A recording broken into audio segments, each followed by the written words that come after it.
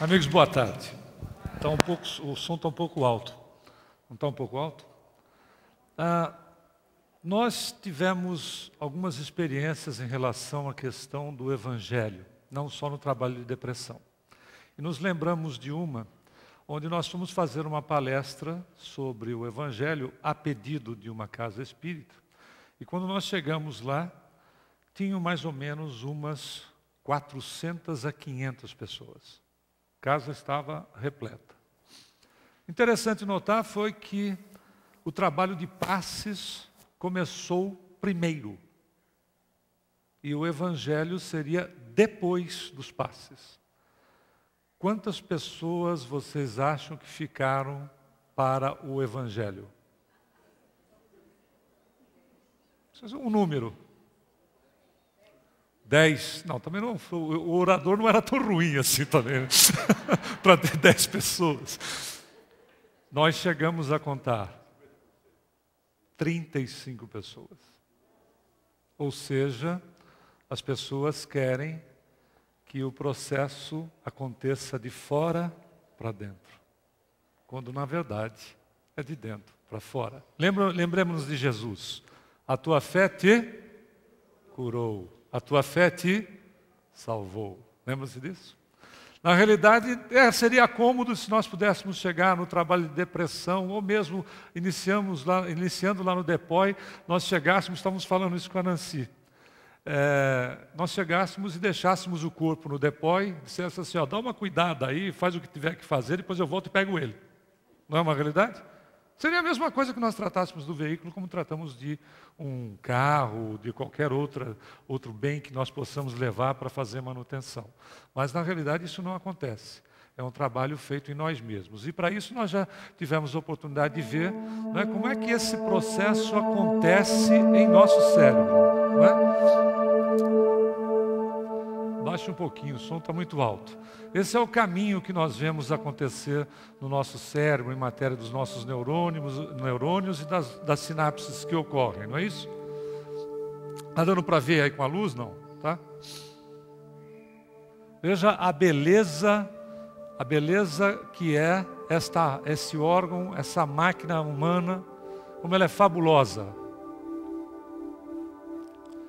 Mas para que isso aconteça, o que é que nós temos que conhecer em relação a nós mesmos? Na realidade, para que isto aqui tudo é efeito ou é a causa no nosso corpo? A manifestação em nosso cérebro. É efeito ou é causa? É efeito, não é verdade? Porque nós temos que buscar a questão dos nossos corpos, vamos só analisar a questão dos nossos corpos sutis. Primeiro, nós temos o espírito. Na ligação espírito e matéria, o segundo item qual é? É o P de espírito, tá certo ou não? Depois nós temos o quê depois do perispírito? O corpo. Está bastante animado aqui a nossa conversa, parecendo um velório, não é verdade? Está animado, aí é bastante participativo. Mas nós não temos só isso. André Luiz nos fala em 5. A teosofia, que isso não nos interessa por um momento, fala em 7. Mas o importante é que nós fiquemos com André Luiz, que já é bastante enriquecedor. Ele fala que nós temos ainda, não é, o corpo mental e o duplo etérico, ou seja, isso constitui, na realidade, o perispírito. Veja como nós somos tão simples e tão complexos ao mesmo tempo. O que faz cada um desses? Claro que nós vamos, na palestra do Evangelho, nós não vamos tratar especificamente desse assunto, nós vamos abordar um tema Evangelho. Mas nós precisamos entender alguma coisa para entender como funciona o Evangelho durante o trabalho na criatura, ou em nós mesmos. Na realidade, nós vamos passar rapidamente o que cada um desse corpo faz. Essa luz acende e apaga, está ficando complicado, né? Porque a minha luz já é natural, ainda você bota a luz em cima, fica uma coisa impressionante. Aí, na realidade, o espírito é o princípio inteligente, a Cássia já abordou, não é? A nossa evolução. Chegar a espírito é conquista. Então, o importante para o depressivo é começar um trabalho de valorização. da criatura.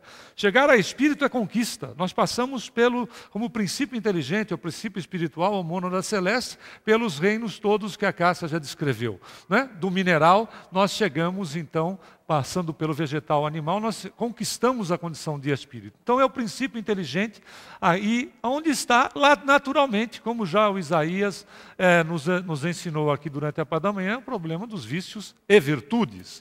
Depois nós temos o corpo mental, cuja função primordial e exclusiva é produção de pensamentos. Não só.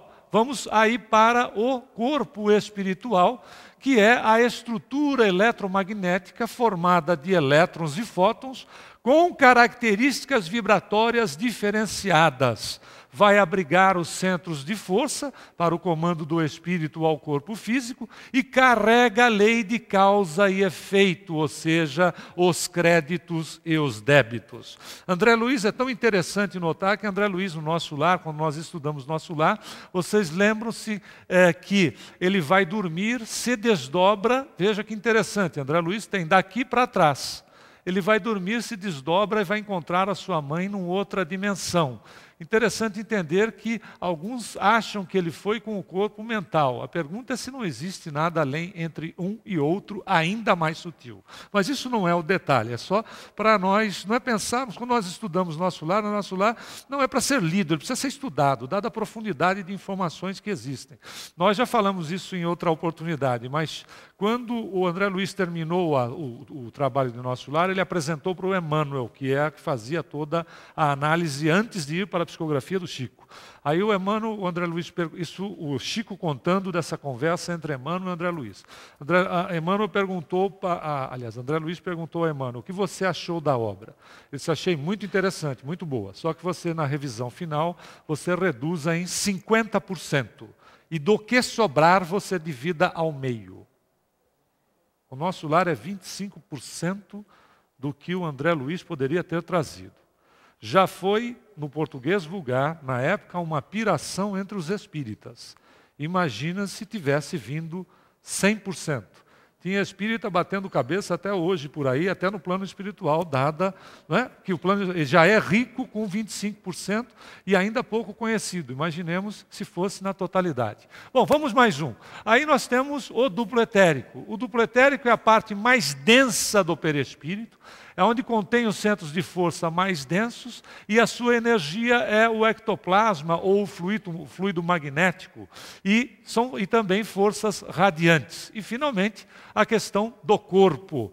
O corpo é um mata-borrão para o espírito. Lembram-se do mata-borrão? Nós escrevíamos e usávamos o mata-borrão. Lembram-se? Nós não é? Na época que se usava isso. Né? Porque se você concordou, significa que você já está em outra reencarnação. Porque você não deve ter usado o mata-borrão. Muito bem. São associados aos centros de força do corpo espiritual e a sua energia é a corrente sanguínea. É interessante notar que Emmanuel, no livro Leis de Amor, da Edições FEESP, através da mediunidade de Chico Xavier e Devaldo Vieira, que foi um trabalho em dupla, vai nos mostrar que o perispírito é exatamente como se fosse, já não existe mais, mas uma chapa fotográfica extremamente sensível. Tudo aquilo que nós fazemos, de positivo ou negativo, fica vincado nele. E no processo do reencarne, a qualquer momento na próxima ou na existência que for necessário, aquela deficiência, ou seja, a qualidade, o processo positivo ou negativo vai surgir na questão do corpo. Por isso, a questão de ser um mata-borrão, ou seja, um materializador daquilo que está no perispírito. Muito bem, como é que acontece todo esse processo? A atuação do espírito no corpo físico. Então, nós sabemos que vem daqui para cá e passa por todos esses outros corpos sutis. André Luiz, no Evolução em Dois Mundos, diz: a mente transmite ao carro físico a que se ajusta todos os seus estados, felizes ou infelizes, equilibrando ou conturbando o ciclo de causa e efeito das forças por ela própria libertadas. Fantástico, né? Nós somos o resultado de quem? De nós mesmos. Não é incrível? Ou seja, acaba a figura do Deus castigador. Não é? André Luiz, na mensagem fantástica, cujo título é Nem Castigo, Nem Perdão. Ou seja, quem se castiga ou quem se perdoa, quem é? Fantástico, né? O Isaías já nos disse isso. Então, como é que funciona o Evangelho segundo o Evangelho ou o Evangelho segundo o Espiritismo na versão espírita? Muitas pessoas dizem que o Evangelho, por vezes, nós já chegamos a ouvir essa informação. O Evangelho não serve para nada. Nós trouxemos uma passagem aqui que não é conhecida de muita gente na Federação. Este prédio era aquela casinha ainda. E nós não conhecemos essa passagem, nós ficamos sabendo depois, tá? Muito bem. Aí, esse prédio, aquela sede, essa sede era a sede velha, porque depois fazia aquela sede nova, agora aquela sede nova ficou velha, essa aqui agora ficou nova, e agora reformaram aquela que estava velha. Né? Então é isso aí, aquele primeiro prédiozinho que era aqui, e o trabalho de assistência espiritual hoje tem 22, não são isso? De A2. A2 são 22, tinha um, que era sexta-feira, 20 horas, quem dirigia era o Militão Pacheco. Já ouviram falar de Militão Pacheco, né?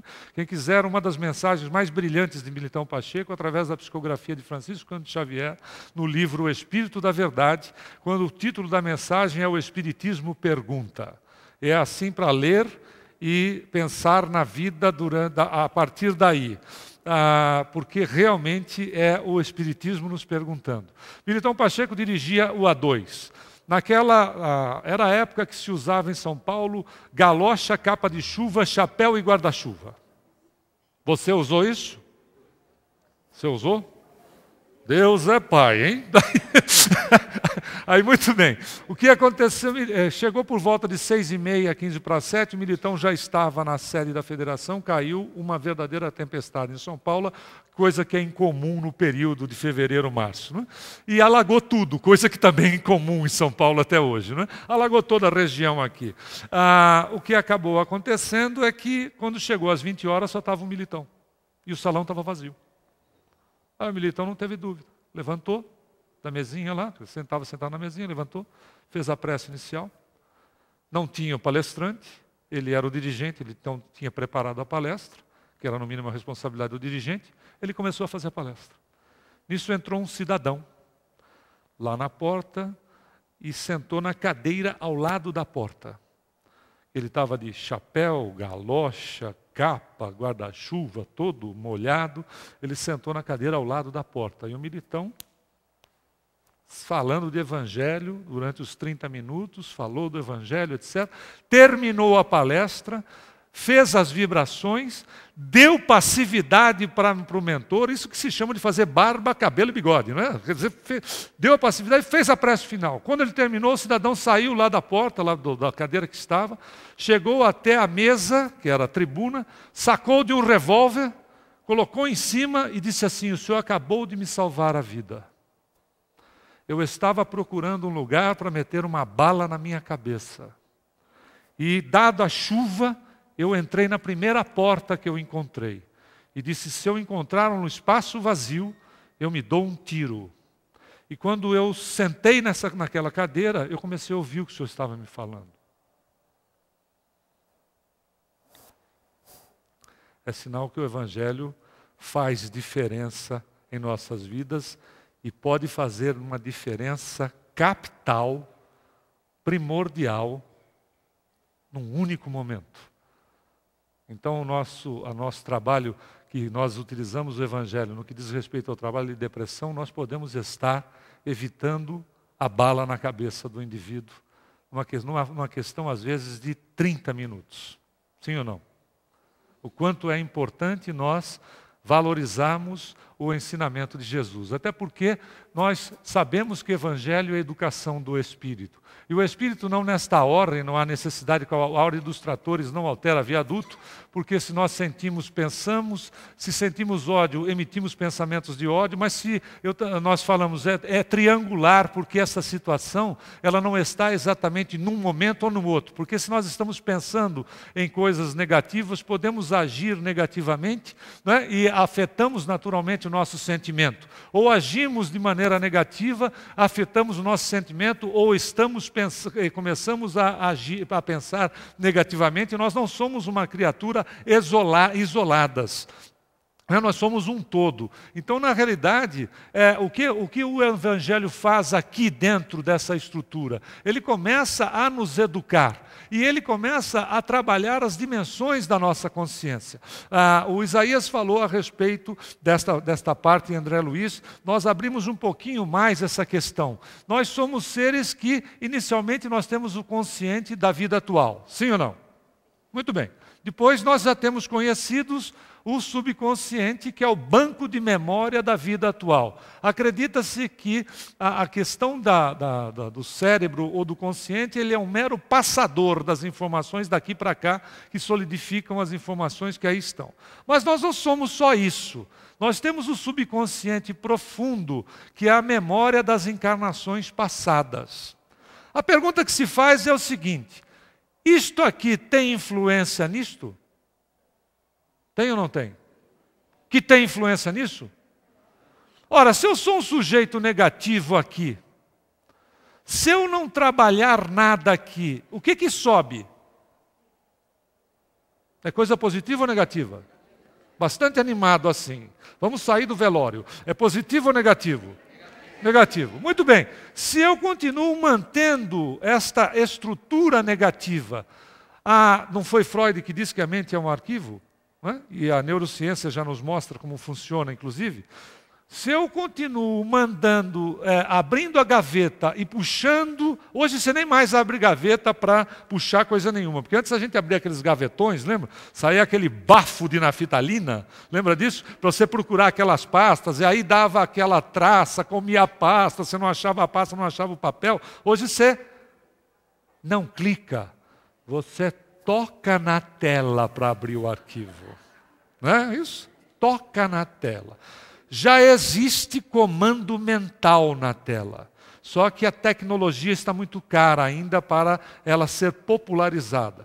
Então você toca na tela e o arquivo abre. Ora, se este arquivo está sendo poluído e nós continuamos mandando poluição para ele, quando a gente toca nesta tela, o que vem aqui em resposta? Evidente. Nós sabemos que temos ainda um outro item, que é o superconsciente, que são as potencialidades psíquicas superiores. Que se nós ficamos nesta vidinha aqui, nós acessamos aqui em cima? Na realidade, todo esse processo interage, mas interage de acordo com a vontade de quem? Ou seja, se eu continuo mantendo essa estrutura e não me educo em Jesus, que não é se educar em religião, não é que se eu não me educo em Jesus, eu não acesso aqui, ou acesso muito pouco, e a minha condição em relação à minha vida tem alguma mudança? Imagine-se num processo depressivo se existe alguma alteração, não é verdade? Sim, na hora que nós começarmos ao nosso pinga-fogo, nós vamos passar, inclusive, papéis para as pessoas fazerem perguntas. Você nos aguarda um minutinho? Obrigado. Então, necessariamente, o que acontece é que nós precisamos reestruturar. O Isaías já disse, quebrar as estruturas da culpa. Nós não somos culpados porque erramos, nós erramos por desconhecimento. Não é? Agora, nós passamos a ser responsáveis no momento que eu sei o que eu estou fazendo e quero fazer mesmo. Tipo assim, eu sou consciente, vou desencarnar e vou para o umbral. Então eu vou fazer e ponto. Não é aquela assim, essa eu vou levar para o túmulo. Não vai. Porque vai passar do túmulo. Vai chegar na outra reencarnação. E se continuar com essa estrutura psicológica, vai manter isso ainda mais quantas reencarnações nós quisermos, porque é a vontade do ser que é imperativa, colhendo naturalmente os frutos daquilo que a gente disse que iria levar para o túmulo. E que teria sido muito bom se fosse uma realidade só. a desencarnação não passasse de um processo meramente físico e que toda a estrutura psíquica do indivíduo desaparecesse ali. Seria uma situação muito proveitosa para aqueles que gostariam de levar para o túmulo. Mas aqueles que levam para o túmulo, na realidade não levam para a vida, porque é a estrutura psicológica do ser. E naturalmente exercitar perdão, porque evangelho, na verdade, ele é um processo, antes disso, ele é um processo de exercício. Não se perdoa por decreto, não se ama por decreto, não se é bom por decreto. Por isso que Jesus não forçou consciências. Porque imaginemos se nós tivéssemos a nossa liberdade de escolha adulterada. Nós chegássemos aqui e algumas pessoas nos dessem passes e nós saíssemos todos nós bons da federação. Aí chegaríamos em casa bons. Primeiro que você tem subentende que você chegaria sorrindo. Coisa difícil, não? Manter o sorriso daqui até em casa. Vá fazendo um exercício na rua. Não, exatamente. O que vão achar, vão pensar de mim porque eu sorrio. Nada mais do que já pensam, não é verdade? Só que agora é um louco que sorri. Mas é uma verdade, nós às vezes não exercitamos coisas que são básicas para nos sairmos da estrutura viciada. Por exemplo, nós não chegaríamos em casa contra a nossa vontade bons. Nós precisamos exercitar a questão do perdão. Nós precisamos exercitar. Está tão chato que eu pedi até para sair. Não, é brincadeira. É brincadeira. Aí o fato é, na realidade, nós precisamos exercitar a estrutura do perdão, nós precisamos exercitar a estrutura do amor, nós precisamos exercitar a estrutura de gostar de nós mesmos, de nos valorizarmos como os espíritos que somos, como filhos e filhas de Deus. Esse é o ponto. Aquele que está depressivo, ele agrega valor a si mesmo? Esse é o ponto, não é verdade? Então, na realidade, por isso nós utilizamos da estrutura, e você deve ter percebido que a gente começou a estimular, né, a palestra interativa, a participação do assistido, porque nesse momento, quando vai acontecendo isso, ele acaba, inclusive, por vezes, abrindo o coração. Às vezes isso acontece na própria, dando exemplos, falando a respeito da condição de melhoria dele. Não necessariamente, mas nós vamos estimulando para que ele exercite a questão e ele compreenda e ele assimile a questão do Evangelho.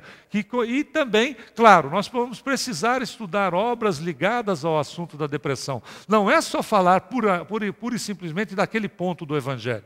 Nós precisamos estudar porque existe um detalhe importante. Se o Evangelho é educação, na realidade, quanto mais subsídio nós damos para a espiritualidade, ela faz links entre o ensinamento de Jesus e aquilo que nós temos na ciência, ou mesmo estudado com a visão do Espiritismo, dentro do assunto da depressão. Esses links, essas ligações, são extremamente importantes, porque você fala para um indivíduo numa linguagem, não só que você atua racionalmente, mas você também trabalha sentimentalmente. Então, essa é a importância para que nós levemos o Evangelho, porque ele é, na verdade, um roteiro de educação. Ele é uma metodologia de educação, ele não é religião.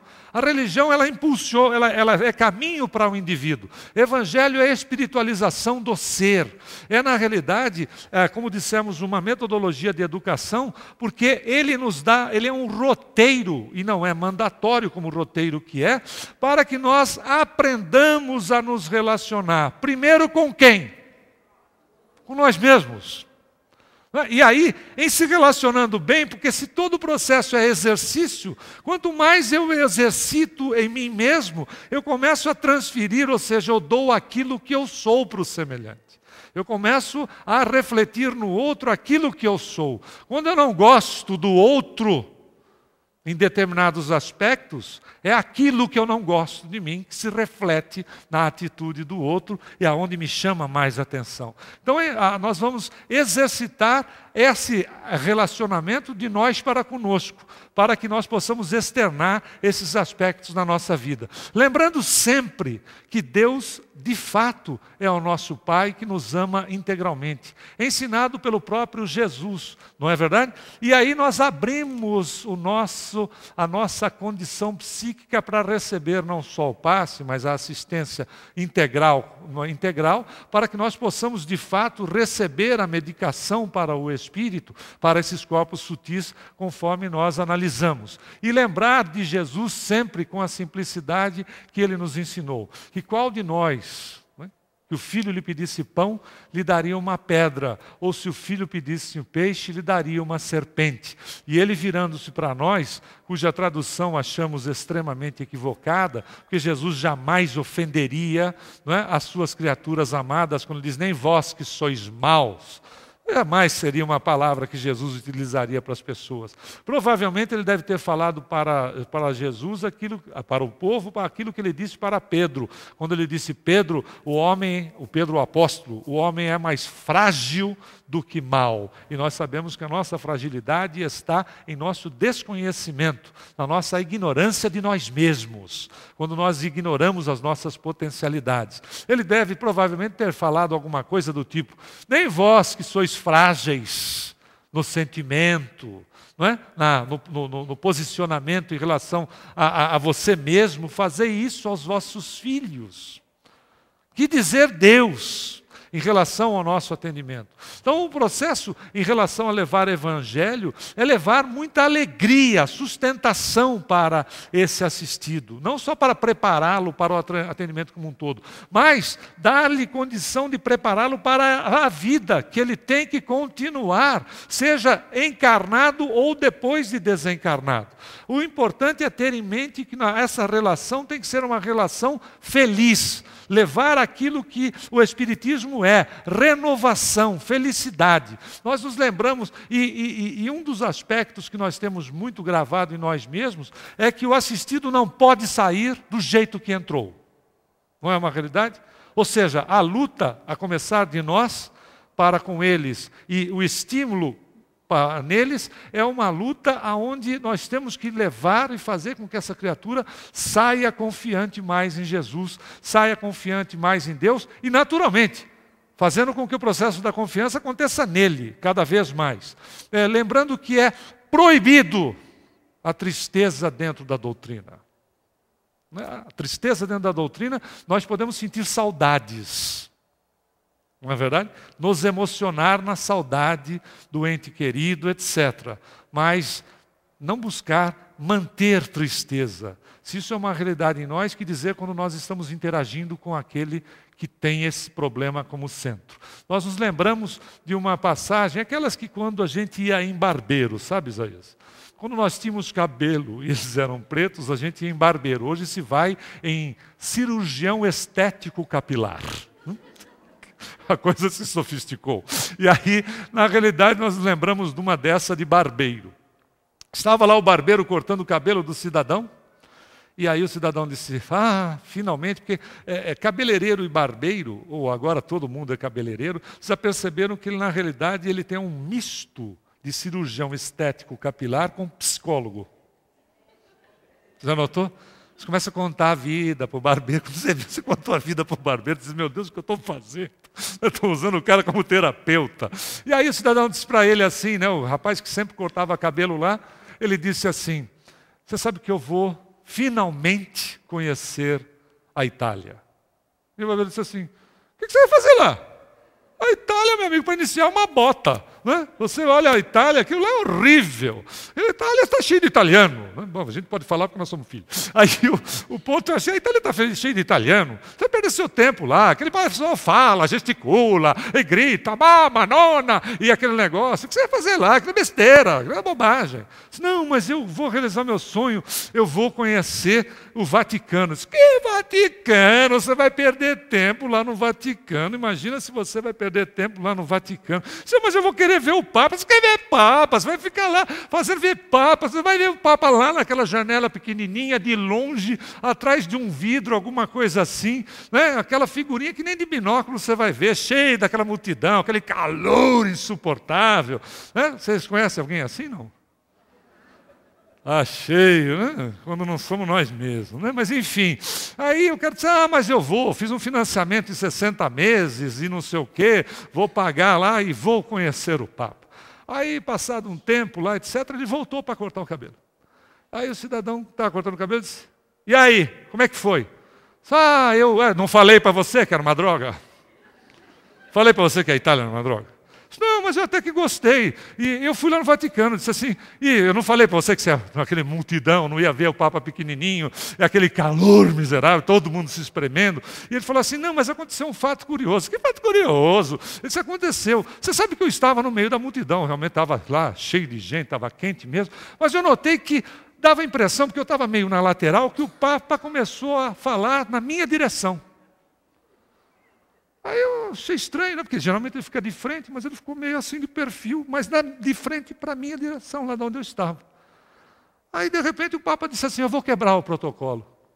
Hoje eu quero descer daqui do andar que eu estou, aí do púlpito, e quero abraçar algumas pessoas.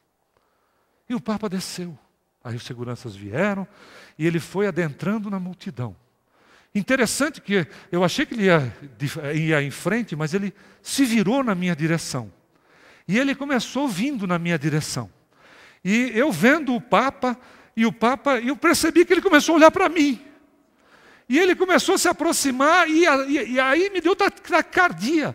E o Papa pedia para as pessoas, com licença, e aí ele chegou na minha frente, assim, abriu os braços, eu não podia acreditar, a emoção era gigantesca, aí ele me abraçou forte, e chegou bem próximo do meu ouvido, e ele disse, o que aconteceu? Ele me disse assim, cabelinho mal cortado, hein?